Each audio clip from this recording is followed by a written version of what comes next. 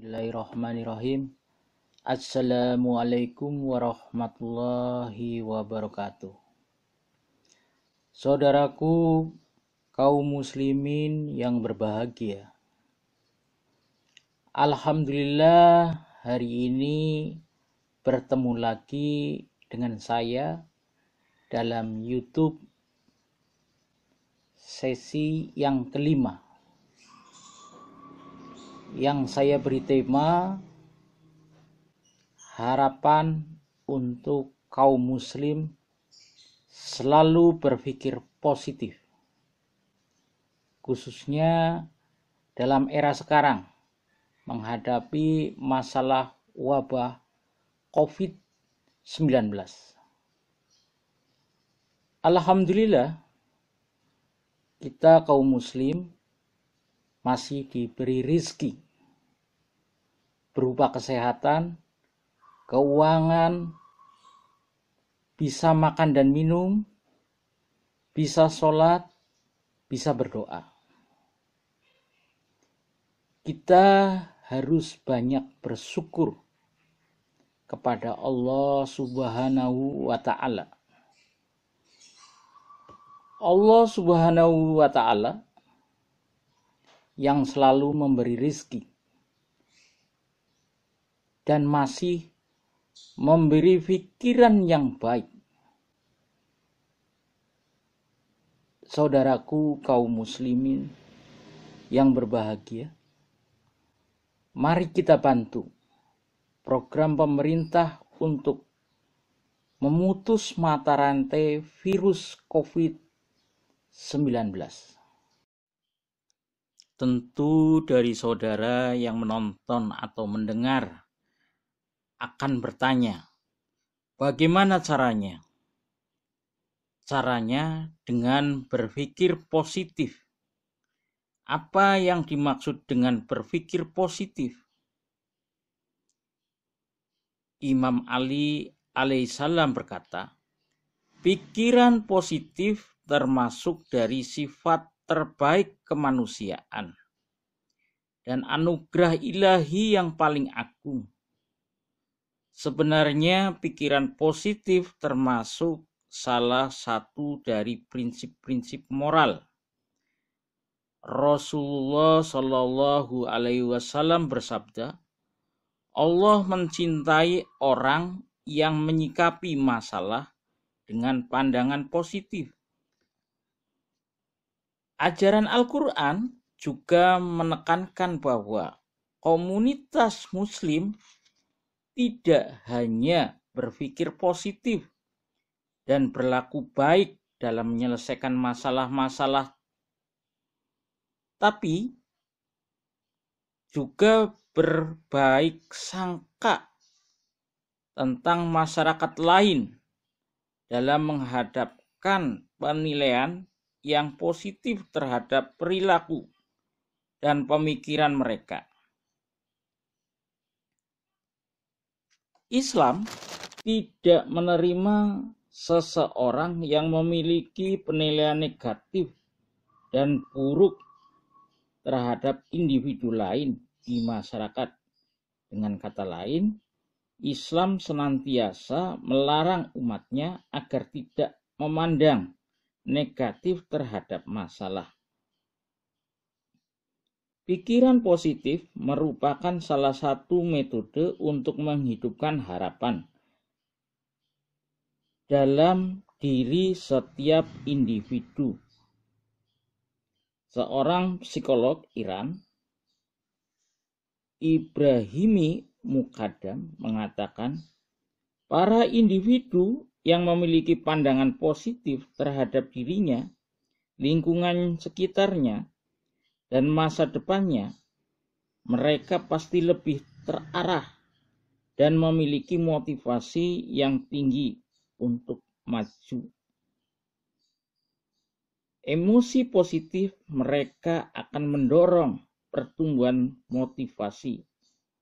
Akan tetapi, orang-orang yang memiliki pandangan negatif dan mengabaikan sisi-sisi kekuatan mereka biasanya memiliki motivasi yang lebih lemah dan hal ini akan menyebabkan mereka gagal dalam tugas-tugasnya.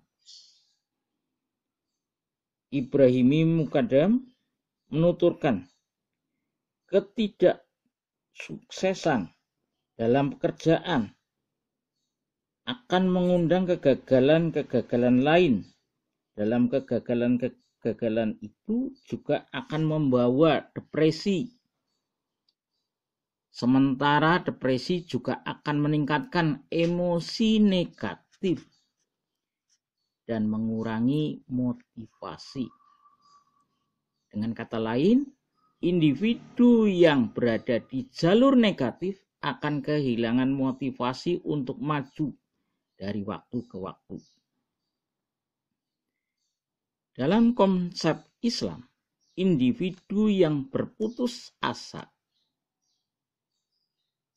dari kehidupan dan menganggap hidupnya sia-sia, ia sama seperti orang-orang yang memiliki penglihatan, pendengaran, tapi mereka tidak punya kearifan untuk menyaksikan hakikat dan memahaminya. Allah Subhanahu wa Ta'ala dalam surat Az-Zukhruf ayat 40 berfirman, yang artinya, maka apakah kamu dapat menjadikan orang-orang yang peka bisa mendengar, atau dapatkah kamu memberi petunjuk kepada orang-orang yang buta hatinya dan kepada orang yang tetap dalam kesesatan yang nyata? Saat ini kebanyakan manusia terjebak dalam penyesalan masalah lalu dan mengkhawatirkan masa depan yang belum jelas. Jadi kalau kita punya masalah, jangan anggap masalah itu sesuatu yang besar hingga kita merasa berat. Karena kita menganggap masalah kita itu adalah sesuatu yang berat. Kita pun banyak mengeluh dan merasa kesal. Ingat itu adalah prasangkamu, yang berarti Allah pun memberi sesuai dengan prasangkamu itu. Jadi, jika kita sedang mendapat ujian hidup, ingatlah bahwa kita punya Allah. Kita pasti akan dengan mudah melewati ujian hidup itu. Insya Allah, Allah Subhanahu wa Ta'ala pun akan memudahkan semuanya. Mulai sekarang, coba untuk selalu berhusnuzon kepada Allah Subhanahu wa Ta'ala, karena segala yang datang dari Allah adalah baik untuk kita. Dan perhatikan kata-kata hadis berikut ini. Dari Abu Hurairah radhiyallahu an, ia berkata bahwa Nabi Shallallahu alaihi wasallam bersabda, Allah Ta'ala berfirman, aku sesuai prasangkaan hambaku. Aku bersamanya ketika ia mengingatku. Jika mengingatku saat bersendiri, aku akan mengingatnya dalam diriku. Jika ia mengingatku dalam suatu kumpulan, aku akan mengingatnya di kumpulan yang lebih baik daripada itu, yaitu kumpulan malaikat. Hadis riwayat Bukhari nomor 6970 dan Muslim nomor 2675. Allah Subhanahu wa Ta'ala memberikan motivasi untuk hambanya, agar hambanya senantiasa berprasangka baik kepadanya. Karena Allah Subhanahu wa Ta'ala sesuai dengan prasangka hambanya. Jadi kalau kita selaku hamba Allah akan atau sedang mengerjakan sesuatu, berharaplah bahwa kita akan mampu menyelesaikannya. Karena Allah pun tidak akan memberi cobaan yang lebih dari kemampuan kita. Berpikir positif atau husnudzon kepada Allah, itulah yang diajarkan pada kita dalam doa.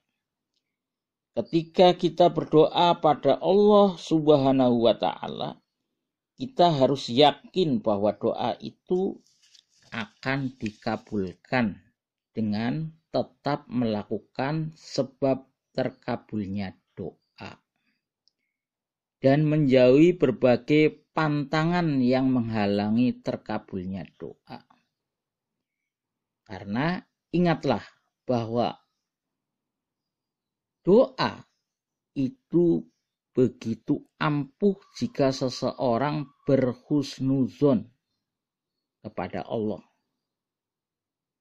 Jika seseorang berdoa dalam keadaan yakin, doanya akan terkabul. Nabi Shallallahu Alaihi Wasallam bersabda, berdoalah kepada Allah dalam keadaan yakin akan dikabulkan, dan ketahuilah bahwa Allah tidak mengabulkan doa dari hati yang lalai.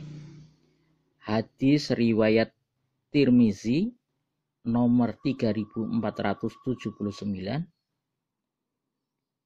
Syekh Al-Albani mengatakan bahwa hadis ini hasan. Mudah-mudahan Allah Subhanahu wa Ta'ala segera mengabulkan doa-doa kami. Terima kasih. Wabillahi taufik wal hidayah. Wassalamualaikum warahmatullahi wabarakatuh.